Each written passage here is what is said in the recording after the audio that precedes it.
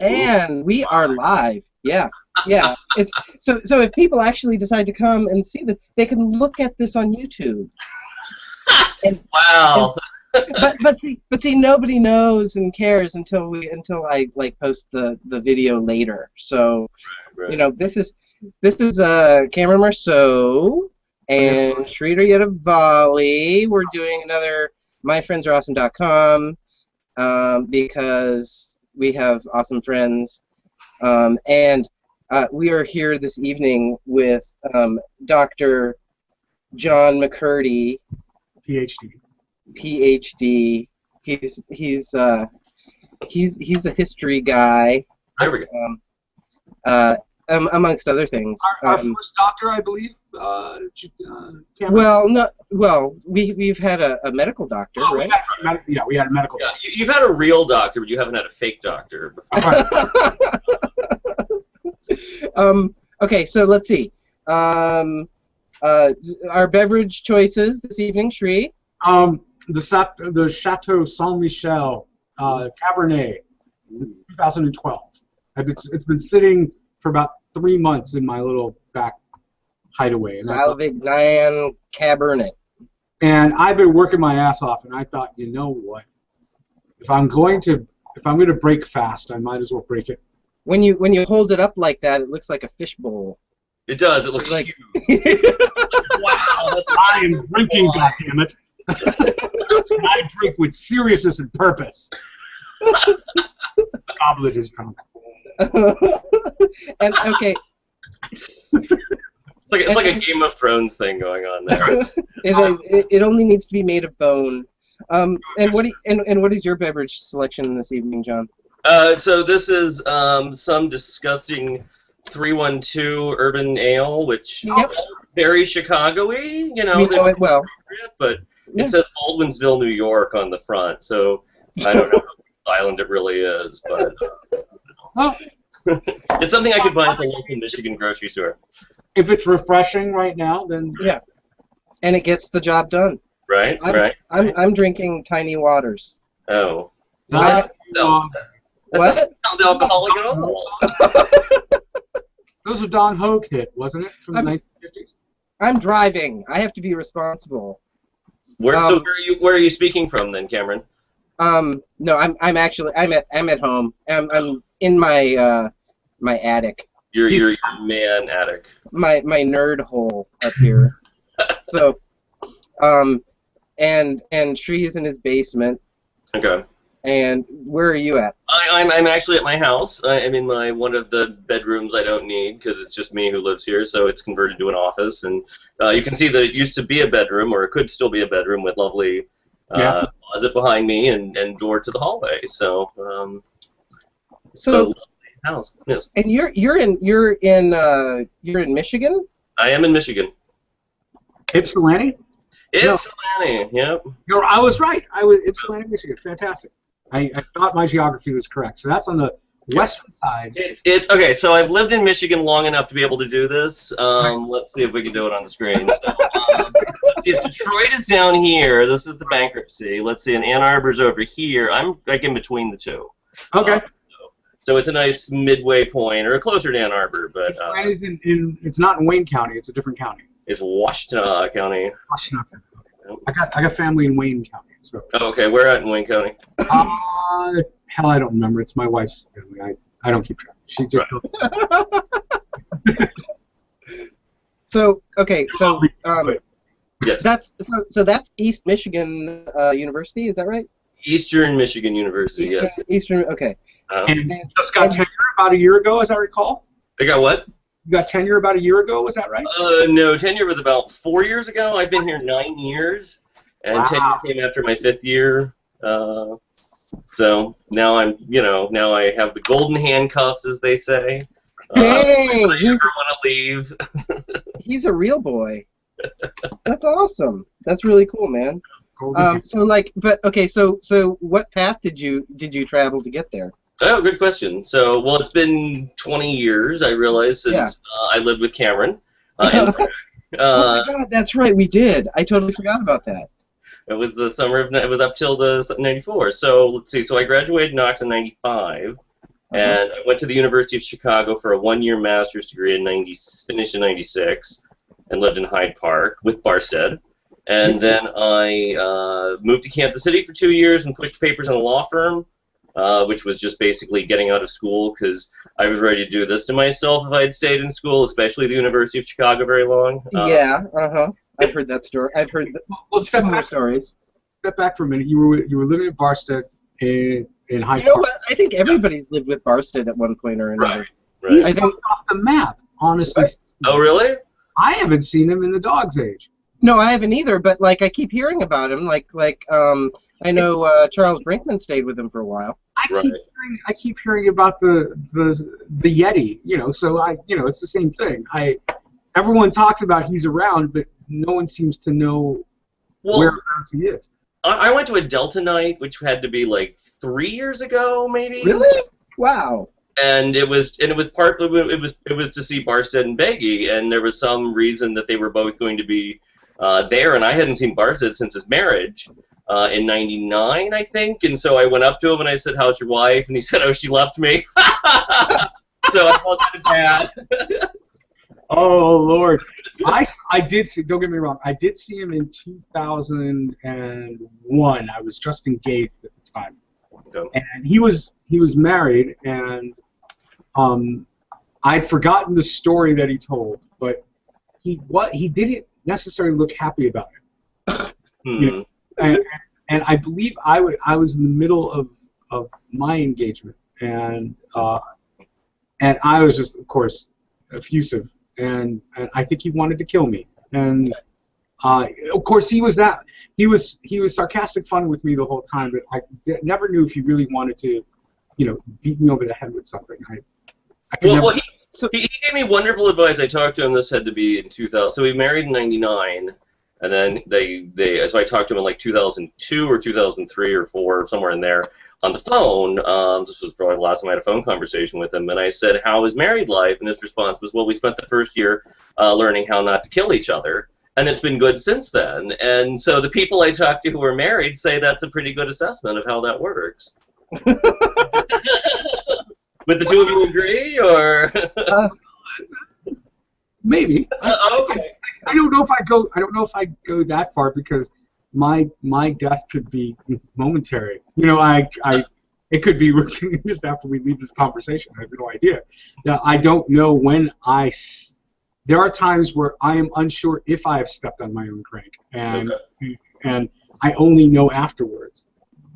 And I am usually at fault for most things only because I am a good outlet for being at fault for such things. I'm the guy who ends up fixing everything. So best to yes, mea culpa, and move on. And generally it makes the household very peaceful. If you just shut up and do what you're supposed to. Ultimately, we made a conscious decision that I don't manage the day-to-day ops of the house. Mm-hmm. And so I don't know if I'm responsible for something until I'm given the work order, if you will.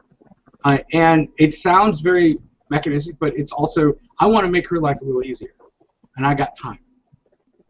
And yes, I'm bringing in the money, and I'm watching the kids, and they are idolizing me right now because they're boys, and that's what they do. But if she needs a break, go forth and spend money and have fun. Go. So I feel like you haven't changed a lick, Sridhar Yadavali. I feel like I'm talking to the same person I would have talked to. Really? Yeah. I don't know if that's true. I hope I've wizened a little bit. No, you sound like you're at the same level of wisdom that you were 20 years ago. So. Wow. Okay. But I mean that as a good thing. No, which means that you're not the first person to say that. Strangely enough, today actually you're not the first person to say it, and so I'm kind of reassessing. Really, I didn't know I had the answers at the time. I just do what I do. And sometimes I do it with trepidation. Sometimes I do it with absolute, a reckless abandon. Right. And as long as no one's hurt, I'm doing okay.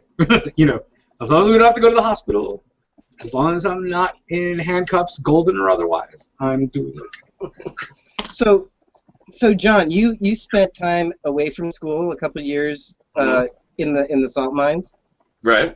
Yeah. So Yeah. Did that make you run screaming back to academia? No, I mean, so I worked at a law firm in Kansas City, which was very nice, and actually one of the partners there was my commencement speaker from Knox, Bill Colby, who had been involved in the Nancy Cruzan right to die trial before the Supreme Court, and not that matters, but it was kind of cool. Like, I mean, there was this day in the office where he came up to me and he's like, "Oh, did you hear about the kid that was murdered at Knox?" So, you know, we had that special bond on our equally provincial experience in Galesburg, Illinois. But so yeah, no, it was fine. And I applied for grad school in '97 and didn't get in anywhere that I wanted to go. And then I applied again in '98, and I said, if I don't get in this time, then, you know, I guess I'll have to go to law school or something depressing like that. Law school was a second choice. Yeah. Okay. Isn't it everybody's second choice? Not to some. I mean, I keep bumping into some of our teak brothers of old age, and some of them are lawyers, and they seem to be enjoying themselves. Yeah, no, I'm very happy for them.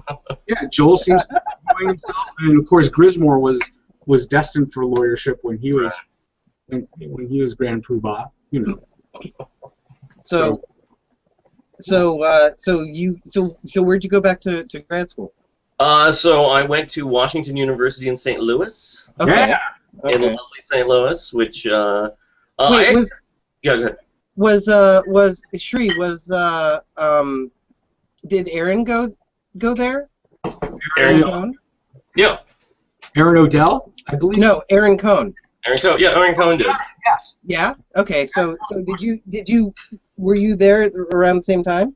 Yeah. No, somewhere in there I ran into him. Okay. He lived not too far from me, but he arrived a couple years after I did, I think. Mm-hmm. So you of course like did grad school and you know went through, you know, got through it with flying colors, right? Like, sure. no problem. It was like, you know, Whatever. Where you are now, is this the first place that you started teaching? No, so I was at WashU from the fall of '98 to the spring of 2004. So it was 10 years ago I took my PhD. I went from St. Louis, and I spent a year in Philadelphia in there doing a fellowship. And then I was at Moravian College for a year, which is in Bethlehem, Pennsylvania, which is about an hour and a half north of Philadelphia. I did that for about a year, and then that was just a visiting position, and then I came to Eastern in 2005, and I've been here ever since. Very cool. What was your thesis in graduate school? What was that? What did you decide to focus on? Well, the dissertation, which is what my book became, was the study on bachelors in early America. Nice. Now, you haven't changed your focus since we knew you back at Knox, have you? I mean, you've always really liked early American history, haven't you?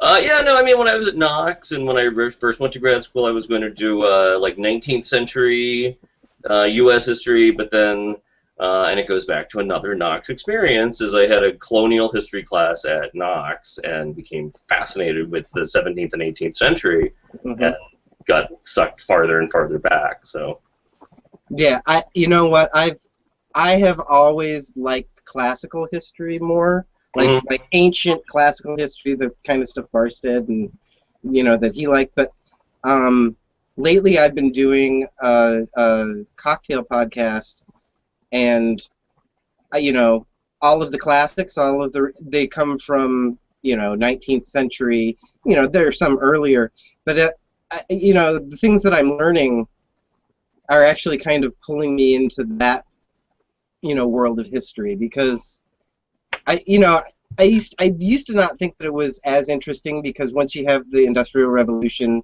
it's all about trade and who's doing it.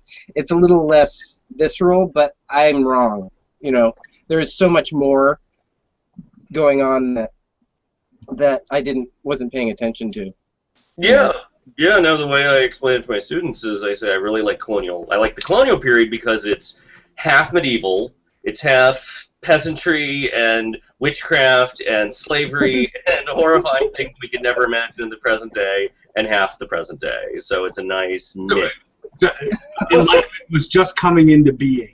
Yeah, exactly. So you get to study the rise of modernity and then plug it into all the Western philosophy shit. Yeah. Yeah. I would love for you to one day do a video class. Okay. And it starts out with, all right, everyone who wants to join this video class, we're gonna focus in on the 17th and 18th century, early 18th, and your pitch is, it's pretty much out with the old, in with the new, and all that good shit, and be done with it. And I bet you it will not be graduate students. It will be full-on adults with their kids going, let's find out about colonial times. And I think you'd be great. I think you'd be great at it. Yeah, but that would require me to be successful and teach classes that people wanted to take. And I don't know if I want to go that far. But, on a sidebar, I think Cameron is, I think you would be extremely interested in what Cameron's doing with the Monsters in a Glass at the Black Liver Project, because invariably it ties into, I find that the history of alcohol on a sociological level, on a historical level, sort of influences how things move. If not for rum, really, we would not have the level of colonialism that we did in the late 16th. Right. You don't get people to go, hey, guess what? There might be land over there or not, but regardless, we're going to get you boozed up every day, as long as you just do your basic stuff. Well, I'm in. I got nothing better to do, and these people discovered America eventually. Right. Right. So what have you been focusing on? I mean, what's the title of your book? Citizen Bachelors: Manhood and the Creation of the United States. So is that kind of like, I mean, so you're definitely looking more at the social side of things. Yeah, no, I mean, to give you the short version, I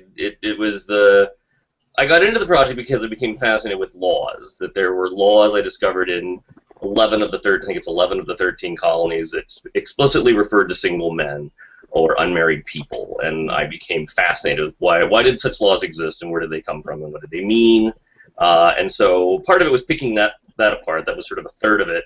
And then I wanted to follow up with literature, because there is this vibrant debate going on in the periodical literature and the ephemera pamphlets that are being published in both England and what becomes the United States, discussing bachelorhood and what to do with bachelors, and they're suddenly seen as a concern. And then the third piece was I looked at diaries and letters and tried to get a sense of, if you were an unmarried man in the 18th century, did you think of yourself as an unmarried man? Did you think of your unmarriedness? Was it an identity, which it's not really any more than it is today? I mean, it's a less of a piece of identity than, say, race or religion or sex. But it still, did people conceive of themselves as single, and what did that mean, and how did they live their lives? So I mean, didn't that make people kind of look at them sideways, like, because it was almost like your duty, or it was an expectation that you would get married and have kids, almost like like we feel that way about college, and it's like, right. Well, of course you're going to graduate from high school and go to college, of course, but like, so I mean, I imagine, I don't know, tell me if I'm wrong, that people were kind of, if somebody showed no interest in actually getting married, they'd be like, really, what's wrong with you? It was. Yeah, no, I think that, I mean, that you've described what every academic historian I ever talked to about this topic says, which is, we've always known that single people in early America were shunned because simply for economic reasons. You could not afford to live by yourself. You could not afford to choose to be single. You had to be, plus the concept of labor is so gendered that if you're a man and you're not married, you have to hire a woman to come in to clean your house and make your food. that is not skills you're going to acquire. Oh, yeah, So, okay. there is the socio-economic reality that we don't have because of modernity and the Industrial Revolution. But correct me if I'm wrong, John, that you had enough wealth at the time and you were a single bachelor, you could just hire a slave to do it. mm-hmm. Well, you wouldn't actually I hire. don't understand Yeah, you would, yeah. hire. Forgive me. I'm coming from the brown skin perspective. Forgive me a second. You want a slave to be able to take care of that for you. I'm much like, well, if I need a couch, I buy a couch. If I need a settee, I buy a settee. If I need to clean the floors, I buy a slave and be done. Well, and I kind of wondering if that was a misconception by your peers about that idea, because all you need at that point, oh, but no, I've got slaves to clean the floor. Yeah, no, I mean, you've hit on a really key point that this obviously has to do with concepts of what we would call class. So if you are rich, and this is true today as much as it was in the 18th century, if you're rich, you can do whatever you want. So you don't have to get married. You can hire a housekeeper or buy slaves or, but then there would be middling people who would live with their sisters. Men would live with their sisters and raise their other siblings' children, because there's a different concept of family than we have today. There would be men who would live together and split the cost of having a housekeeper.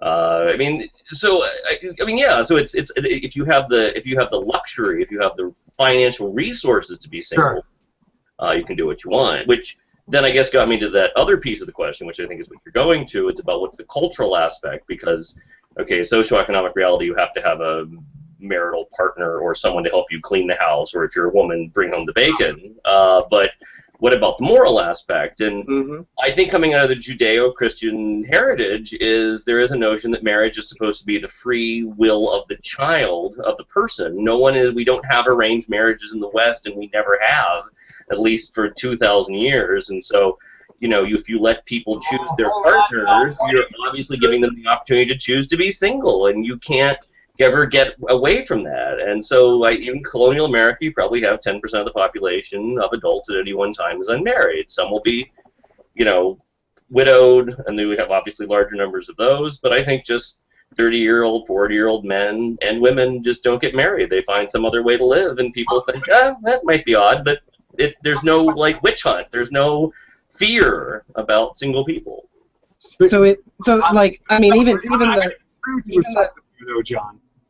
Even the Templars in the Crusades, though, they were getting hassled because they shared a horse. The church would be like, wait a minute, that's a little weird. It's like, and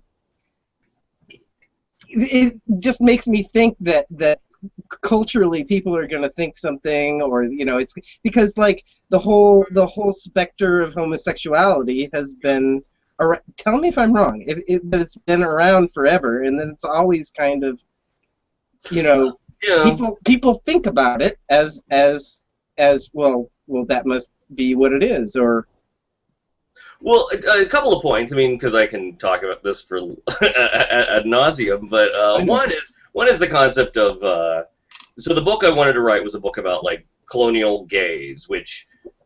I wouldn't say they're not there, but they're really difficult to find, and the ones that we know about have been well documented. And so I was trying to look at something else. I ended up actually looking at heterosexual single men, because I think it's, one, I had an argument where I think it's, when we want to think about homosexuality in the past, we look to sodomy case laws or affectionate letters between men, but I think there's also an aspect of that which is denying yourself participation in this heteronormative family experience, having children, marrying a person of the opposite sex. So something that I think comes out of that tradition, that experience, which certainly informs the modern identity. But I guess the other point I would make is that homosexuality is a weird thing. Obviously, it's been around forever, right? It's been around since Adam and Steve.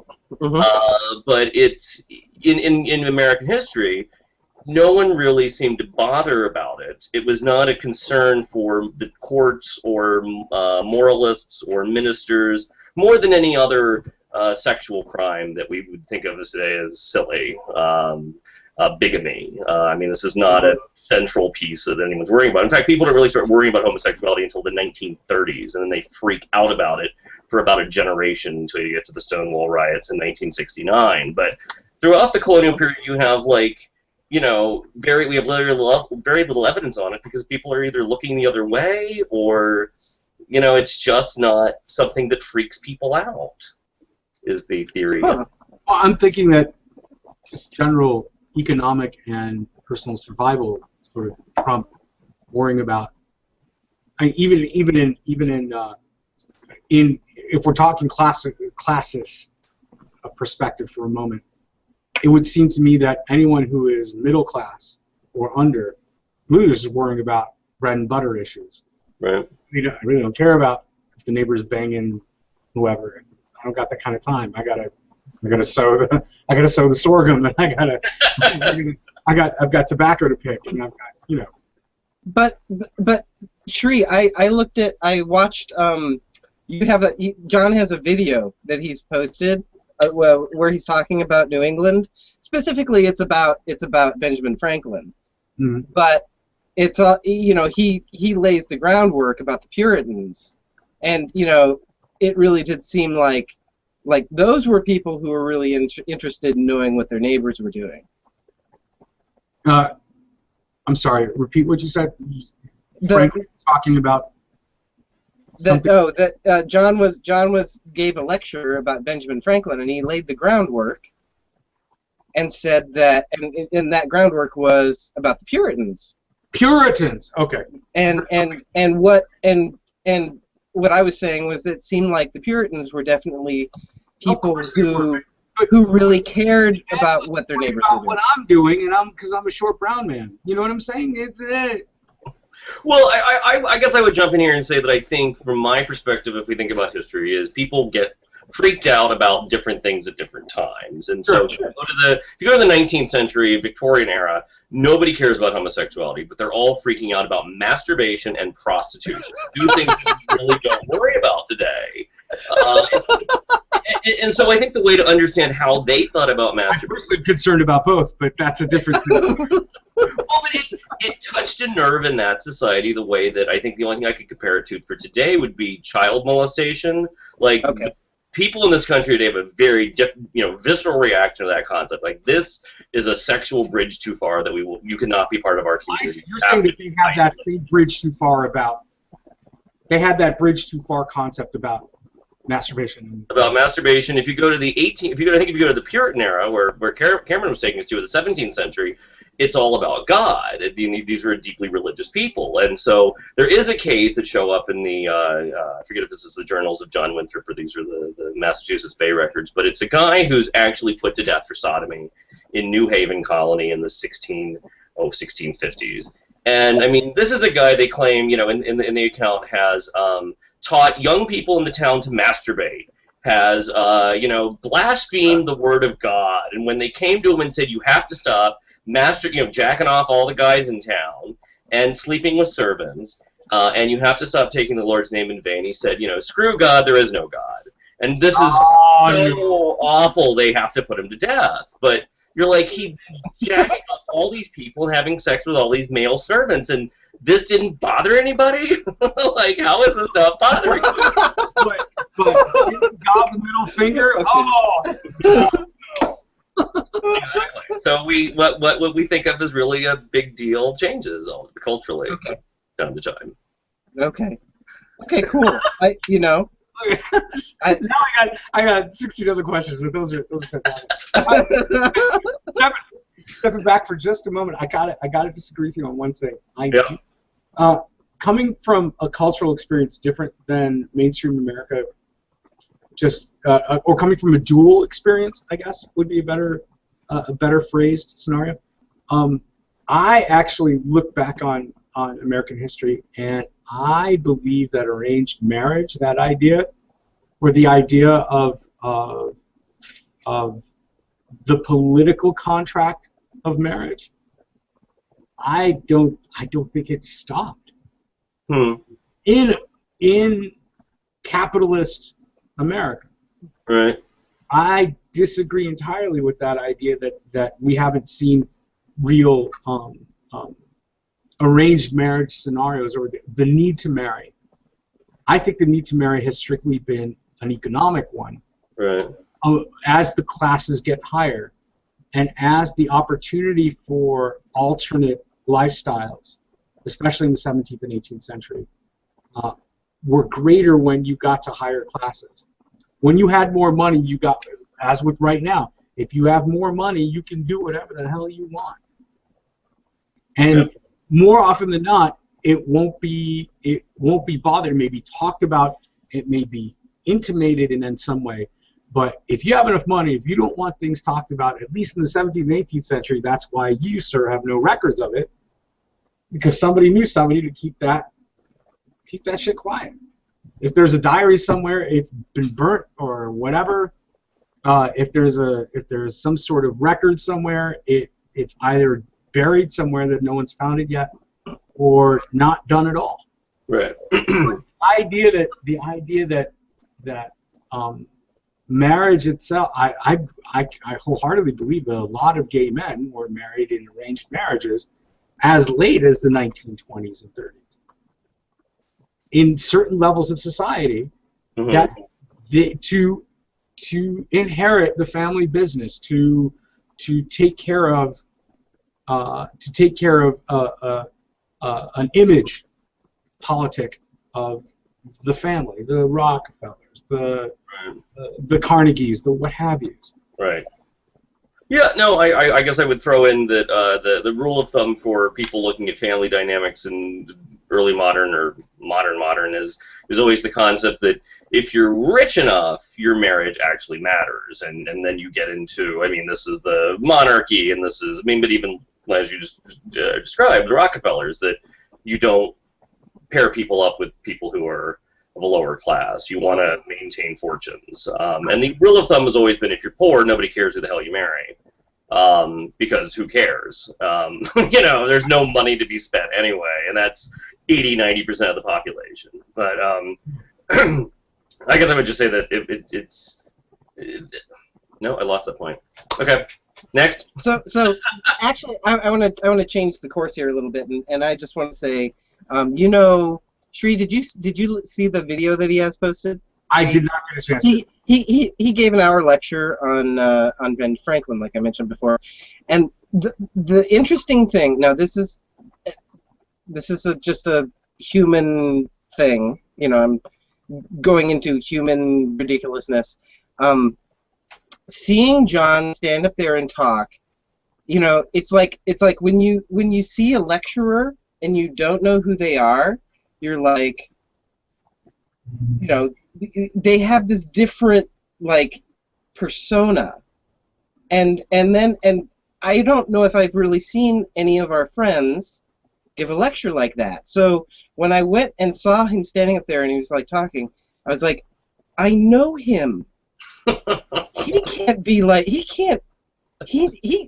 you know, I know who he is. He can't know all of this. But I mean, that's the really cool thing, is that like now, even though we all know where we came from and have witnessed the idiocy of our youth, now we all know stuff, and it was interesting.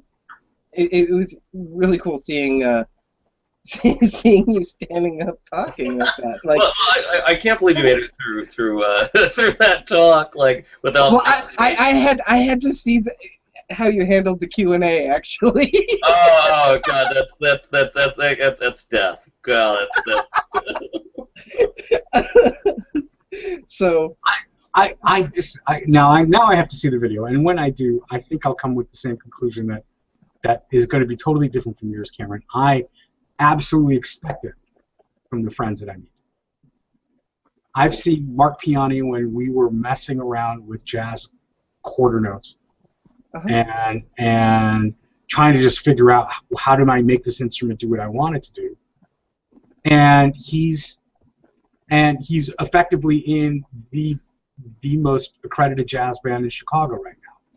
But my point is that what we're seeing is like two lives. It's like we've seen the before, and we, you know, Is it like when you don't know somebody, you have no background on who they are, and and so you don't see, you just see them as this professional. And that's it. That's all they are. Now I see Cameron looking at the video, and it's exactly the reaction that families get when the Biggest Loser people go to the Fat Farm and come back later like 100 pounds lighter. Oh my God! Wow. That's good, Professor McCurdy. Oh my God! You know, totally freaking out. He's so stupid. Wow. I don't know where he's getting this material from, but wow. Oh my God! But John, no, I thought it was cool. I loved it. I thought it was very neat. Thank you. And you know, I don't know. I don't know what else to say. So you said you live alone in a mansion? Yes, it's a lovely 1950s, you know, strip mall. No, strip. Whatever they were building in the 50s, the houses that all look alike. Oh, sure, the bungalows. I'm sorry? 1950 bungalow type. Yes, bungalow. That's what I live in, so. And you've been teaching for now at Eastern. When did you get to Eastern? 2005, so it's been 9 years. 9 years. And do you have a best class, worst class? Do you have a particular class you look forward to?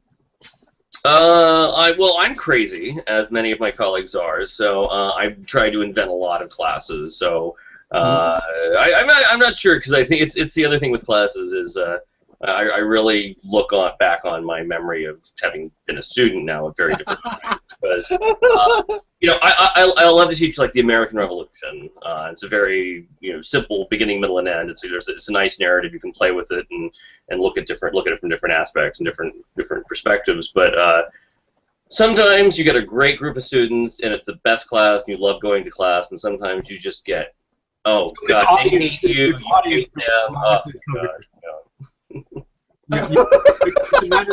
It's a matter of your audience and not necessarily the class itself. But you never know when you're in that position. You never know. Like it's like performing on stage, and you think, is this bad material? Is this bad acting? Is the audience just dead tonight? And you kind of got to roll with it, because you know. Oh, I sympathize. Trust me. That reminds me of some classes I had with Mike Hane. Mm-hmm. And like some of the things he would say, and everybody is half asleep, and he would say things that were just kind of like, oh, yeah, he's realizing that we all suck. I mean, the most depressing thing I gotta say. So you both have children, obviously, that will go on to college and become very smart and intelligent people. So I've got to say the biggest struggle I have is just getting people to read the fucking assignments. I can't stress enough how difficult this is, and you cut it, and you cut it, and you cut it. And it's a 100-level class, and you're like, okay, I'm going to ask you to read 20 pages per class. So that's a good hour. For this class, I want you to sit down for an hour and just read this. You don't even have to think about it. Like, I'll help you do the thinking about it, but just read it. And wow, I mean, that is the hardest needle to thread, is to get people to do the reading, because it is hard, because it's old people writing about crap that they don't care about, like God hates me or something like that, and trying to get people. It's like, but until you get into the text, I can't help you. There is no education until you start reading the fucking book. There's no education going to happen here. I can't just give it to you. So press that in on your children before they go off to college. You are having the same conversation with expletives that I have with my children every day. You can't. I can't help you figure it out if you haven't started to figure it out yet. I mean, you just have to take the effort and go, okay, I'm sitting and reading. But strangely enough, and I think you'll find this with certain classes, and you'll see this with when you have that good group of students that actually do the reading, the conversation is just top-notch, exciting. Yeah. I mean, it's truly interactive. when I actually get the child to go, I can't help you until you finish reading and tell me what you know. If you can tell me what you know, I can then help you get to where you need to be. And to a kid, yeah, Dad, whatever, okay, and they'll do it. And just halfway into it, they'll ask me a question. I go, no, I need you to finish it. Then ask me. And then they realized that the first question they were going to ask me, they couldn't answer 2 pages later. You know. Mm-hmm. And now at the end of it, now I'm going, okay, my mind is blown. Help me out with this. You mean to tell me that this is a noun? You know, and I'll go, yes. Yes, it is. Yes, that's exactly what it is. You know, get to it. Now you get it. Now let's get to verbs. You and me, baby. Yeah. It's hard. Yeah, it's hard. I make it simple, but you understand. Yeah. Now we're talking on the same page. Now let's get to now we can ease you into the next really big thing. And once you get to what I want you to know, now we can really have a conversation about maybe you can go this way. Yeah. That way. What way do you think you can go? Instilling a love of reading is quite the challenge, I have to admit. I mean, I read all the time, and I'm an example at this point, but it's not sinking in. You know, the internet's too fun. It is. And TV, video games, and oh my God, yeah. So the last real niche I have with mine are 8, and Cameron, of course, you've met them, but they want me to still read to them at night before they go to bed. Oh. And so I'm reading them harder and harder stuff. Or more. Usually it's fiction, but it's still now they're.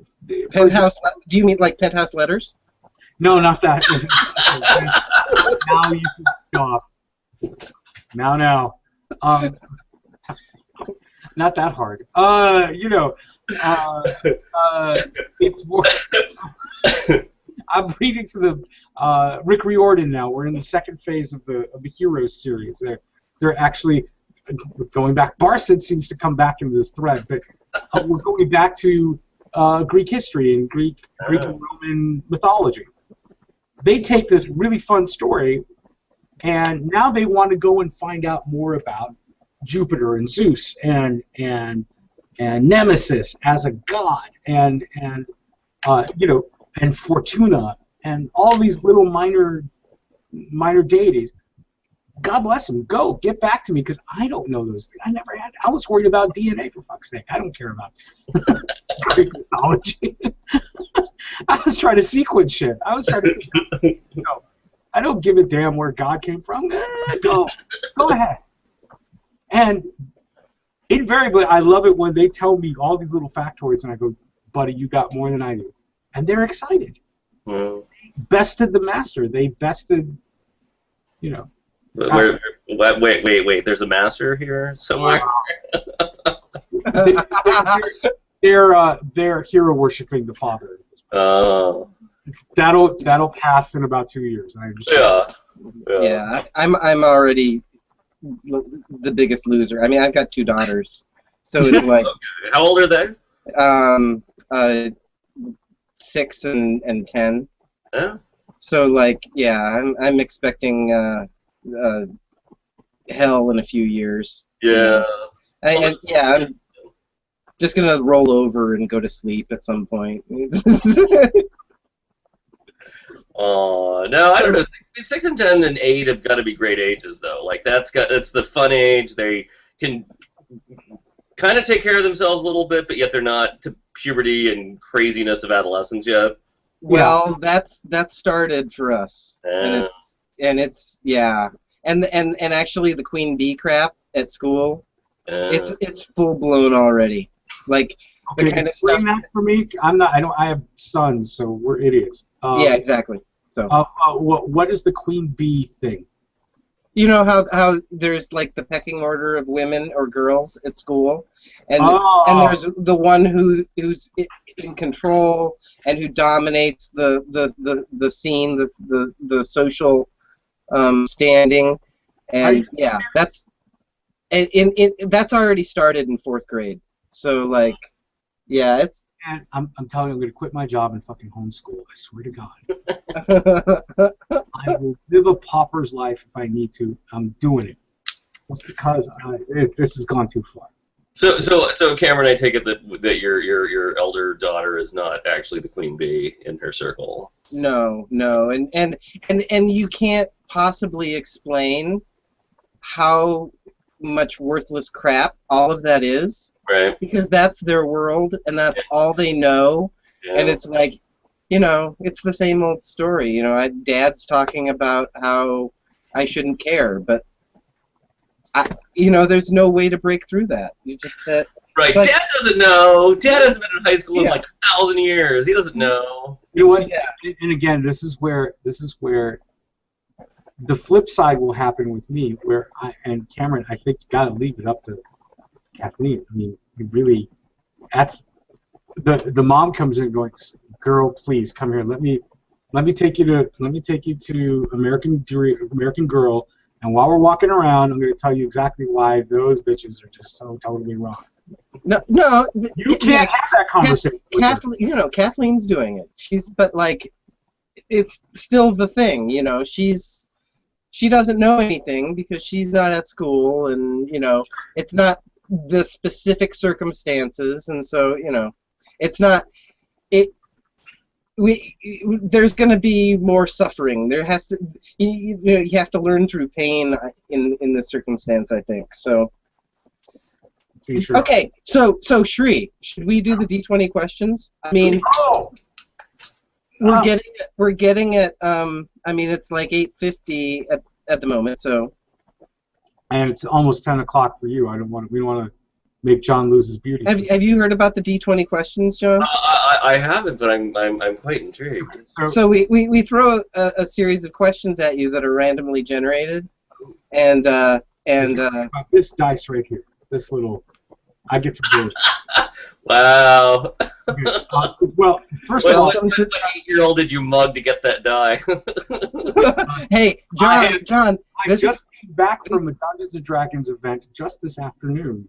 Thank you very much. When we got out of our 20s, D&D came back because all of the players, people who played role-playing games back in high school, well, we all have money and we're all old and fat now. Yes. And so we don't care. We don't care anymore. If you could call us whatever we want, and all of those people are making the movies that are generating. So like all the people who oppressed us are still back at home in the hometown and they're washing cars. So this is the thing is now we can come out in all of our nerdy glory. Woohoo! I'm gonna posit this idea for you and for both of you. Keep it in your heads. I haven't watched the Game of Thrones stuff. No, me either. HBO, and I didn't read the books yet. No, me either. I plan to, but I'm betting that George R.R. Martin is nothing more than like a 11th level dungeon master, and all this is his previous campaigns is one master campaign that's since proceeded, and he's just writing up the history of it. And he's adding just a little bit of detail, and he's just putting it out there, and he's making millions.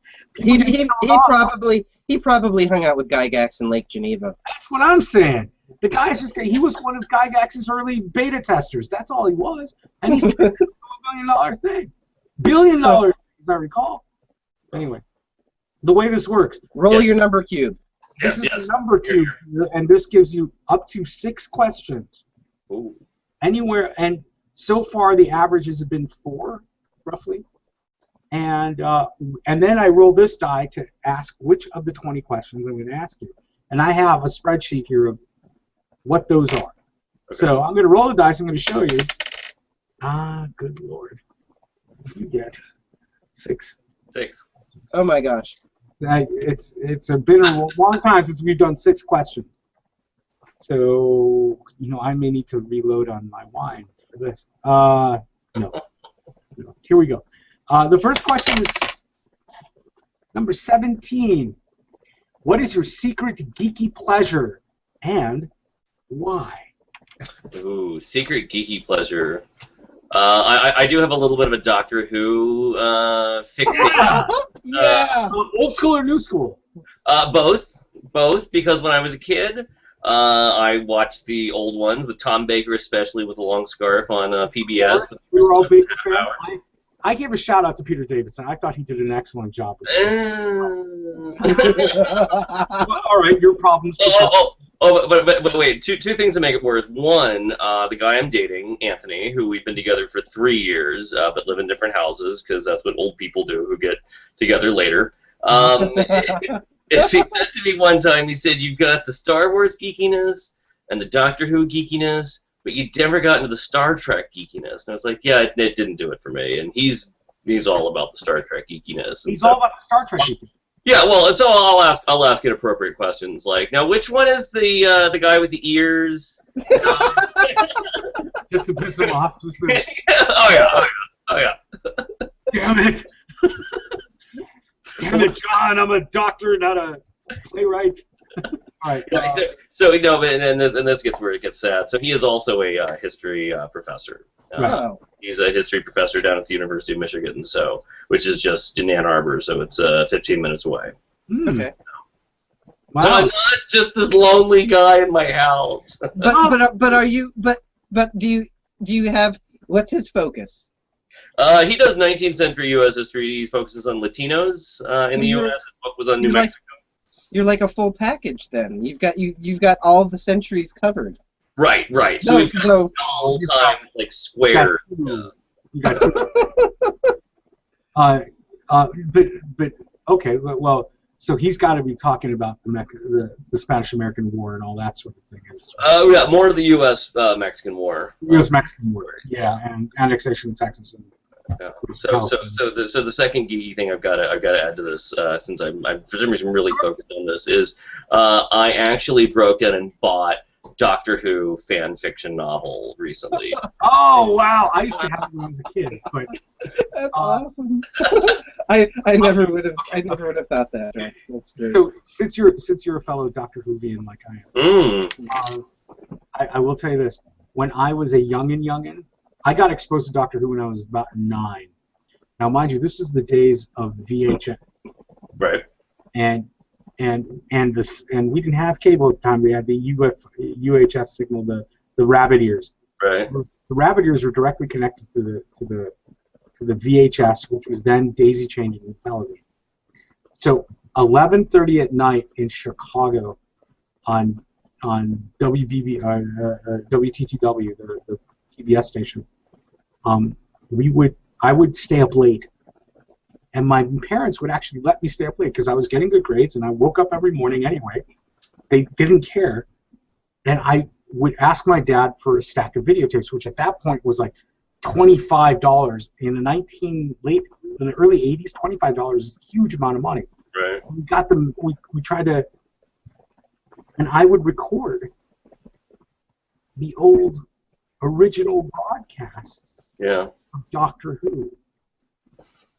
The 5 Doctors and the Regeneration I still have the VHS tape. Wow. Of the original broadcast. But now you can't play them anymore. My son's at age, and I'd forgotten about it for years. It just would travel with me. You know what I mean? And I had this VHS that I didn't use anymore. My boy's interested in understanding the world, broke it down. They opened it up. I gave them 2 screwdrivers. They were 5. And they opened up the VHS. And then I found the actual VHS cassettes, and I went, oh, let's watch this. And I see on the floor of the house that they broke up a big VHS player to find a single gear that they've been playing with. Oh. And I still have it, and I look at it every now and then. I really want to watch this. I should go to YouTube and watch it, but right. Yeah, exactly. You can find anything now. You can find anything you want, but I have it just in case YouTube dies. So we number 2. What's the next one? Number 1. If you were an application on your smartphone, what app would you be? Ooh. And why? Ooh. You could even design your own if you wish. Yeah, I know. I don't know. I'm only new to the smartphone. I've only had it since about October, so the apps I use are relatively few. Ooh, God, I don't have a good one for that. Weather.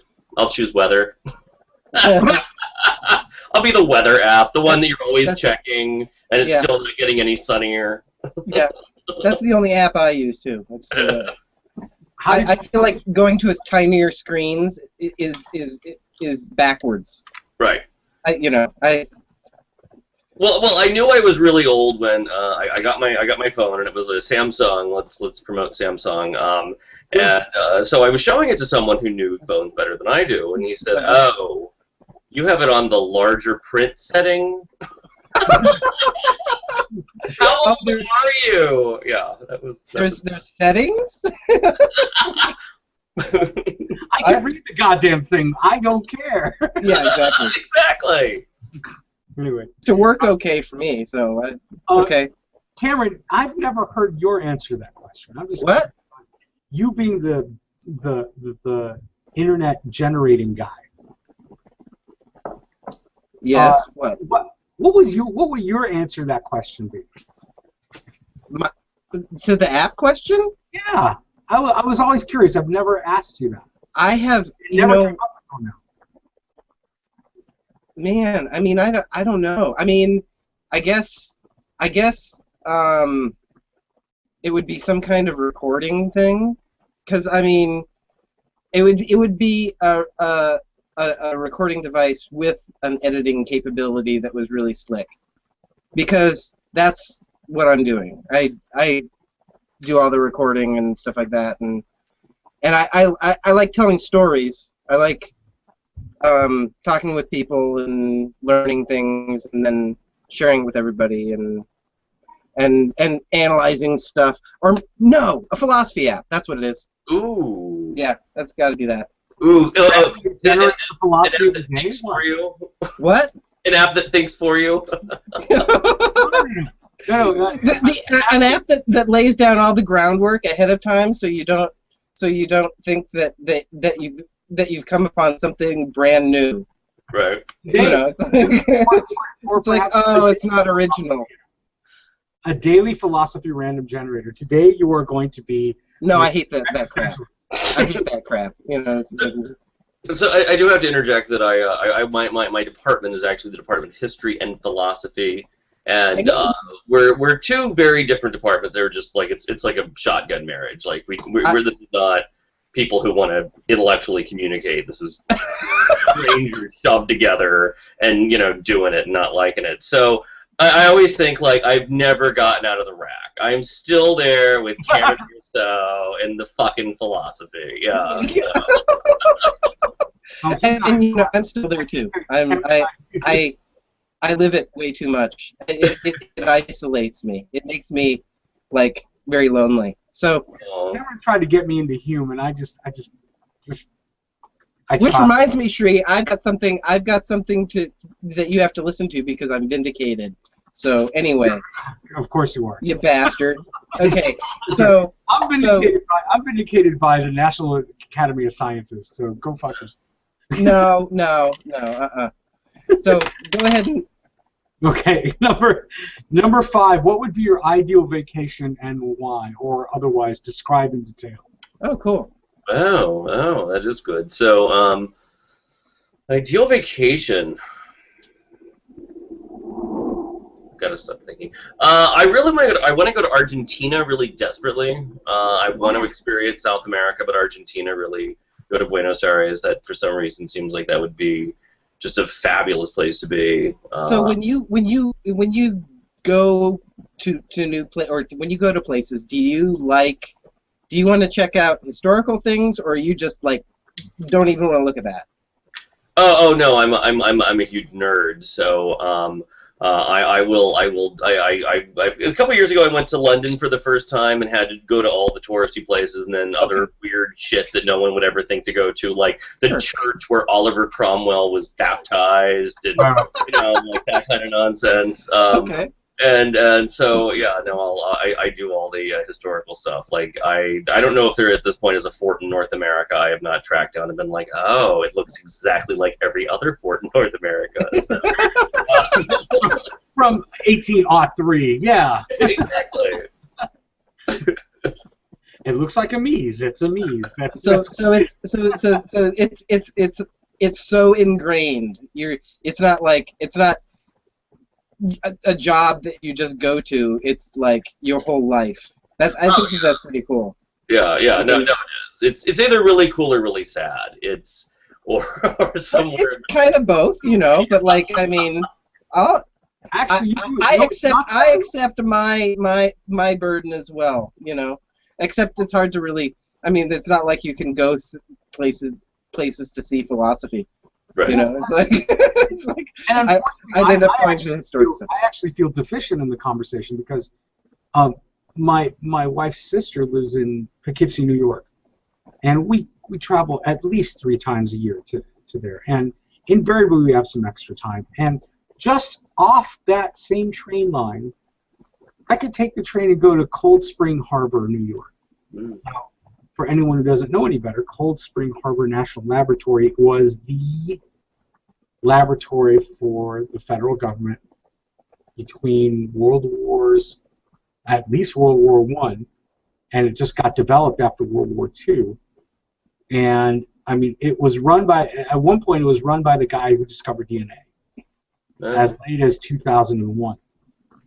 I mean, this is like, for science geeks, it's one of those Mecca Medina things that only you ought to go and check out, which like any good science geek would check out Fermilab or Argonne National Laboratory just to get their kids involved or whatever. And I haven't done it since, and I've been married 11 years. 11 years, 30 times I've been to New York.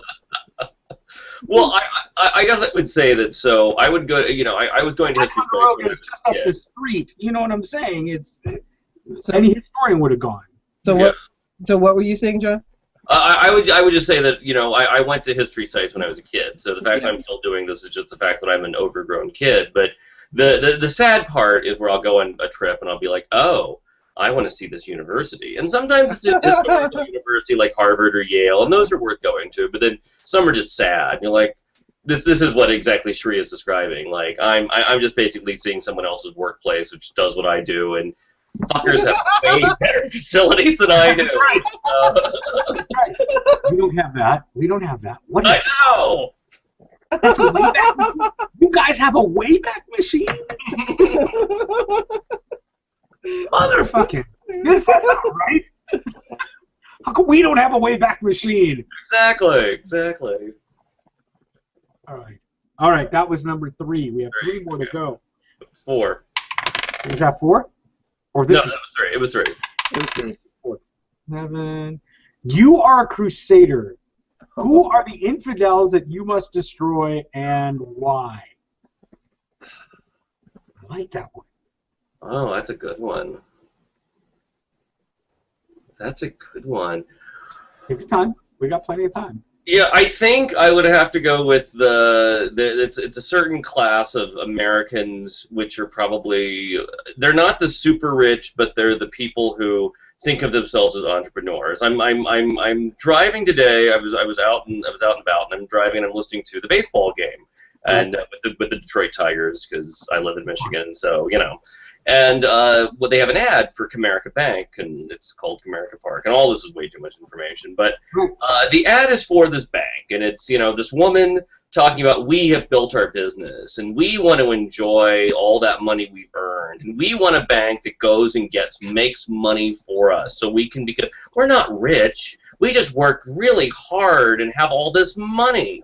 And I'm just disgusted because I'm like, there is this, perception. There is this group in America who have a gobs amount of money, who did no labor, who had just the smallest amount of intellect to put into it, and now see themselves as entitled and are ready to start writing huge checks to campaigns and corrupting elections and buying themselves ridiculously large houses and way too many SUVs. And just the level of greed and consumption and avarice, and that it's lauded in this society. It's not even seen as a problem. No one even has to excuse themselves for being disgustingly rich. I want to take on that group. That's the group I want to take on. I love it. Are these the people who did it all themselves? Of course, of course. Had no help from anyone or anything? Right, right. I mean, I'm not going to count the, federal loans I got to go to college, the federal loan my parents got to buy a house, or even my skin color, or all the things that my parents did for me. Yeah. I'm gonna leave that out. Right, it's not my privilege. It's not my racial gender privilege. And if you do take up that cudgel, give me a machine gun, baby. I'll be right there with you. I didn't mean that. No, I didn't. I'm not gonna kill you. Okay, so please relax. The brown person is not going to kill anybody. Number 13. Wingtips, cowboy boots, hiking boots, sneakers, sandals, or slippers, and why? Let me repeat it. Wingtips, cowboy boots, hiking boots, sneakers, sandals, or slippers, and why? I think I own all except cowboy boots, so I'd have to rule out those. And I think I'd probably want to choose wingtips just because it sounds the stuffiest and the most effete. And although right now I am shoeless, I am barefoot currently, so okay. A little hard to answer that question. Okay, that's fair. Cameron, would you like to interject with your perspective, just to add to the? Well, I mean, everybody knows I'm barefoot. Right? Well, I haven't put shoes on for 20 years. Actually, I mean, if you prefer, man, what would I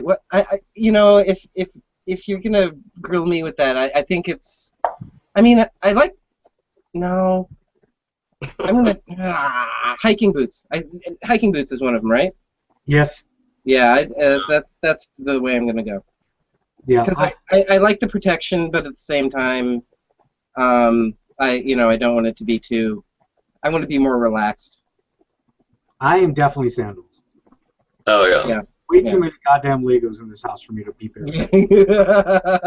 Yeah. Do you have one more? One more question, man? I have one more question. We're like taking his beauty sleep time. Exactly. I could be watching TV right now, I hear the voice is going to be fantastic this year. Oh. Number 6. What neurosis do you have to admit? Neurosis. I have to admit. I've got a little OCD. Mm-hmm. I've probably got a depressive side. But that's not very funny. We'll go with the OCD. I like to have. I do like things a certain way. I do like things a little neat. I do like things. Collecting collections. So you had nothing on Mr. Richardson though. Right. Mr. Richardson is engaged. I'm not sure if you saw that. No! I've been trying to keep track of him and. He was actually one of those notable people in my life that I really wanted to keep in touch with and have not. So he and I actually live in the same town. He also lives in Ypsilanti, Michigan. Get the fuck out! What's he doing? He's fine. He works over at the University of Michigan in doing web design for ISPCR. And he'd been here a number of years before I moved here 9 years ago. And in fact, when I came here for a job interview, we got together and he told me about the area. And we got together every once in a while. He does a lot. He's more of a video game player than I am. So, sure. But now I had him over to my house 3 weeks ago. He and his partner. We were just catching up because I try to see him at least every couple months. Obviously he's doing well. That's fantastic. Yeah, no, he's doing well. He has a house. His boyfriend moved into the house and with him, which was interesting because the house is smaller than mine, and the concept of two of them living together seemed like that whole needing a year to learn how to not to kill each other. But, yeah. but then there was a posting on Facebook that they're apparently engaged. So stay tuned. That's cool. Next time you see him, give him my ultimate, give him my best. Of course, of course. Nothing but affection for him. He formed a bunch of wonderful images in my head of how to negotiate myself, because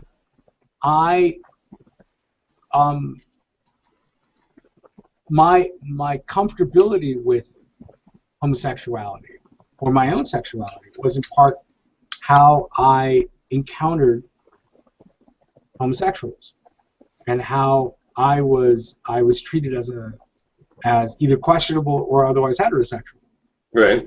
You know, I mean, as you recall, I used to wear a skirt in college. There was a functional reason for that, and there was also a personal reason for that. I didn't think it was a big deal, you know. But I think in part I wanted to find out my groove, and you and Matthew, but Matthew was very blunt, honest about his perspective. Yeah. And it really was quite refreshing. So what did Matthew say to you in your skirt? He was looking at it. Like it's got to be like the truth of the ages or something. I was a poser. I did what I was doing. You know, but in doing so, he actually helped me realize that I don't care. You know what I mean? I don't care about the opinion. I care about my comfort level. Yeah. You know, I thought having John and Matt in the house was awesome. good, mostly for all the stories we heard about the Phi Delta and Beta. So. Okay, I didn't get to hear half of that shit. Well, they were all made up, so you know. Okay. Well, that's the end of the questions, and that's the. So, do you have any questions for us? Do you? Yeah. I mean, I follow you on both of you on Facebook, and I know Sri is a scientist, and I know you both have children and loving wives and live in the Chicago area or Chicago itself. But I guess I would like to hear more about each of you and what you do and what your life is like and what it's like. 20. Oh well, I mean, just in a nutshell, I'm a designer, and I've been working for Kraft Foods in the headquarters for. I'm not actually an employee of Kraft Foods. I'm a contractor, so like I'm just seated there, and I bought the business 2 years ago, or basically I started the business. I was working for somebody else, but then Kraft split, and they became two companies, and the Kraft side took me. They said, we want you, and so I started my own, and have been running that since, and have started other fun stuff like this and other projects I've been working on with Shri and stuff like that. So, you know, I guess the only other thing I could say is that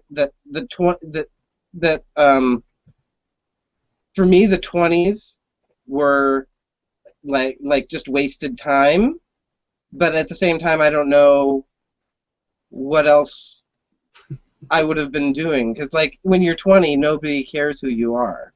Right. You know, I worked retail for 10 years. I was managing a store, and that was like crap, just like a waste of time. But at the same time, I think the only thing that I'm kicking myself over is not getting into the technical world a little bit sooner. Because you know the internet was growing through the 90s. That's when I was not doing anything essentially. If I was a little more motivated, I'd have more skills at this point. But whatever, this is what I got. So that's who I am, where I am. And very, very, very cool. Very interesting. Yeah. No, it's not. Well, it's a life. I don't know. What do you? No, it's. I mean, that's the thing is that we've all traveled these paths and have done things, and now we're all kind of getting into this niche where, and you know, I know people who are doing really cool things. I know a dolphin trainer at the Shed Aquarium, you know, and it's kind of crazy. I mean, not many people know those, you know, somebody like that. And you know, I know a lot more business owners and stuff now. When I was 20, I didn't know anybody who was doing anything. And that's the, you know, now that we're all like older and have careers and stuff, I think it's cool to see where we come to. So yeah. And Tree's in his basement. That's where he's come to. At one point, I didn't have this at all. I had the corner concrete man cave where I had only beer and all of the stuff that I cared about, and most of that stuff's still there.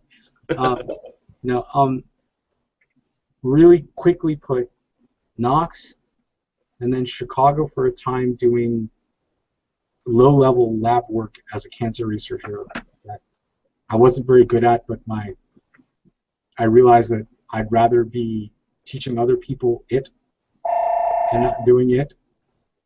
And then after that, left for DeKalb, Illinois to actually learn how to teach doing it, and turned out eventually going back to doing it as a master's student. But then my professor left for the private sector, and I was stuck holding my laboratory dick, and nobody wanted to take me because he wasn't well liked. So I was sticking around DeKalb, and oh my, that phone is ringing. Okay. I was sticking around DeKalb for a bit until my resume panned out, and during that time I started a band and played music for rent and waited tables and learned how to be a 20-something in a 20-something world, and took all those skills of, it takes a lot of humility to wait tables and bartend, let me tell you, and took that with me to the pharmaceutical industry, where it turns out that I'm a really good lab person, but I don't like big pharma. I get lost in the shuffle. And then my old man called me up. He started a business while I was doing all of this, and it was growing, and so he needed some help. And my little sister was not much of an engineer of any type, wasn't a scientist at all, and my little brother was more in IT, and he was doing his own thing anyway. And he called me up and he goes, DNA is hard, concrete is easy. Why don't you come work in the construction business for a bit? And it's consulting. It's design on the front end and construction management on the back end. So I said, why not? And he threw me out into the field for about a year, where I was wearing a hard hat, and then he pulled me in, and I found a graduate program at Northwestern. Effectively half of it Kellogg, half of it from the McCormick School of Civil Engineering. And I got my master's degree at Northwestern. And about that time I got married. And continuing with the business as it stands, now I've been with the company for 12 years, and I'm thinking about different opportunities now. So I'm realizing that I need to, it seems like I gotta get going soon, but yeah, we may have the power's going out.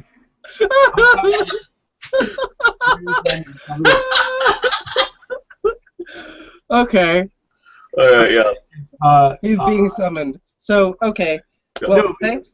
The point is that I'm eventually going to, in the next 2 years, I'm going to drop away from that business and start something new, where sort of moving to the left of the public education system and teaching sciences out of my basement, much like they're doing math tuitions and reading tuitions after school. Mine's specific to the sciences. And I'm going to teach kids the scientific method. It's more of shouting back to Cameron, mine's more of a, it's going to teach philosophy. It's going to teach how to think scientifically. Yeah. And that sounds really cool. And hopefully it'll turn into something very, very exciting and profitable. And Cameron's helping me out with that. And that's he's doing my website work, Great. and I needed someone of his technical abilities. I have no idea those things. I don't have the time to figure that out. No, I don't have the time to figure it out. If I did, I would do it. Well, cool. John, it was really great reconnecting with you. Yeah. Hearing about what you're doing and, you know, like, you know, and talking history, because, I mean, actually history is the second thing I really dig. So, I mean, even American history, I'm becoming a fan. So, well, there's a great quote that eventually every historian becomes a philosopher. I think The reverse is what happened. Yeah. I think a lot. I'm doing it wrong.